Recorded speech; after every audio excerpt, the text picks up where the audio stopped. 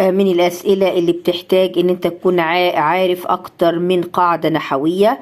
الجمل دي طلب منك تدخل عليها كان مرة، تدخل عليها إن مرة، تدخل عليها ظن أو إحدى أخواتها. نمسك كان. طبعا هنا الجملة أبوك ذو رحمة. أبوك طبعا دي مبتدأ، تمام كده، تمام. وذو الخبر، طبعا المبتدأ والخبر بيكونوا مرفوعين. وكلمة أب وكلمة ذو من الأسماء الخمسة بيرفع بالواو. بيرفع بإيه؟ بالواو. لما هنيجي ندخل كان، هنبدأ هنا بس عشان تبقى المكان واسع شوية معانا. كان طبعا كان بتعمل إيه في الجملة الاسمية؟ بترفع المبتدأ ويسمى اسمها، وتنصب الخبر ويسمى إيه؟ خبرها.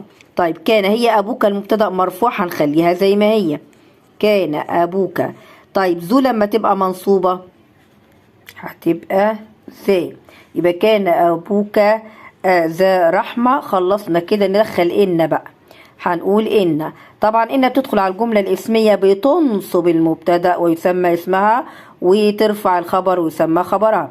يبقى المبتدأ هنخليه منصوب. أبو تبقى منصوبة بتنصب بالألف، طبعا أسماء الخمسة بتنصب بالألف.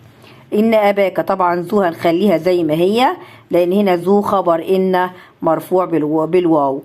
طيب ندخل ظن أو إحدى أخواتها. ممكن ندخل ظن، فنقول مثلا ظننت.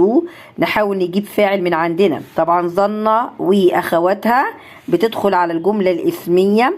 المبتدأ هيبقى مفعول به أول منصوب، والخبر هيكون مفعول به تاني منصوب. نمسك نكتب علمة، ناخد علمة.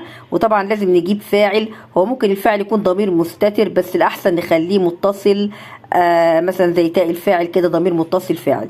علمت، علمت ايه؟ يبقى انا عندي علمة فعل ماضي، التاء تاء الفاعل. ابوك طبعا دي هتبقى مفعول به اول، هنخليها اباك. علمت اباك. وذو هتبقى ذا، لانها هتبقى مفعول به تاني منصوب بالالف. تمام كده. المحسنون مقدرون للإنسانية. هنقول كان، خلي بالك كان وإحدى أخواتها، ولا عايز كان؟ عايز كان. طب يعني ما قالش أو إحدى أخواتها، كنا خدنا أصبح أو أمس أو صار أو ليس. كان المحسنون مبتدأ مرفوع بالواو، هنا هتبقى اسم كان مرفوع برضو، يبقى هنخليها زي ما هي. كان المحسنون. طبعا مقدرون هنا خبر المبتدأ، هنا هتبقى خبر كان بيكون منصوب. جمع المذكر السالم بينصب بإيه؟ جمع المذكر السالم بينصب بالياء. يبقى جمع المذكر السالم بيرفع بالواو زي في هنا، وبينصب بالياء. كان المحسنون مقدرين للإنسانية، هتبقى زي ما هي. ناخد بقى فعل من أفعال ظن وأخواتها، نقول حسبت مثلا، ولا علمت، ولا ناخد إيه؟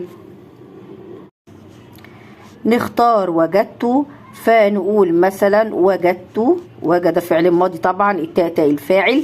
المحسنون بدل ما هي مبتدأ هتبقى مفعول به أول، يبقى لازم تكون منصوبة. وجدت المحسنين، جمع المذكر السالم بينصب بالياء.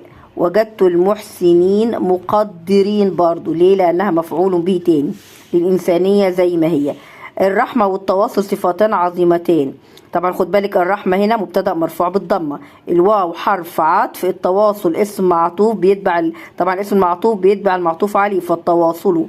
الرحمة مبتدأ والتواصل اسم معطوف عشان الواو حرف عطف. صفتان دي الخبر. تمام كده، تمام. نشوف بقى هندخل كان. هنقول كان، هنفاجأ طبعا الرحمة مؤنثة، فلازم احط تاء التأنيث.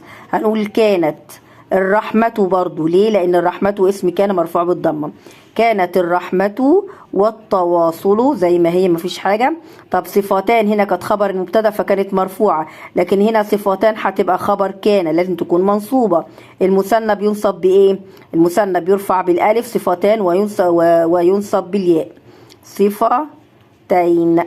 ندخل بقى إن الرحمة اسم إن تبقى إيه؟ منصوب بالفتح. إن الرحمة والتواصل الاسم المعطوف بإيه؟ بيتبع المعطوف عليه، طبعا عشان الواو حرف عطف.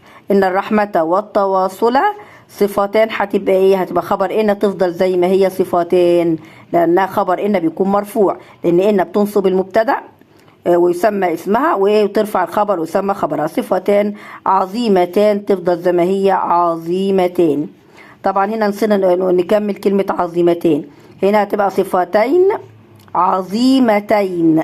عظيمتين. طب ليه؟ لأن كلمة عظيمتان ايه؟ نعت، والنعت بيتبع يا ولادي المنعوت، فلما يكون مرفوع او صفتان عظيمتين، لكن لو منصوب صفتين هتبقى عظيمتين. ندخل بقى نقول علمت، ناخد علمت. علمت، علم فعل ماضي بتاعت الفاعل، الرحمة بدل ما كانت مبتدأ تبقى مفعول به أول، فهتبقى إيه؟ منصوبة. علمت الرحمة، علمت الرحمة والتواصل. صفتان ولا صفتين؟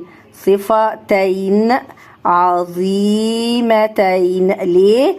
صفتين مفعول به تاني، صفتين مفعول به تاني للفعل علم منصوب بالياء، والرحمة مفعول به أول منصوب بالفتحة لأنها مفرد، إنما دي مثنى. تمام كده؟ وشكرا لكم وتابعوا مراجعتنا.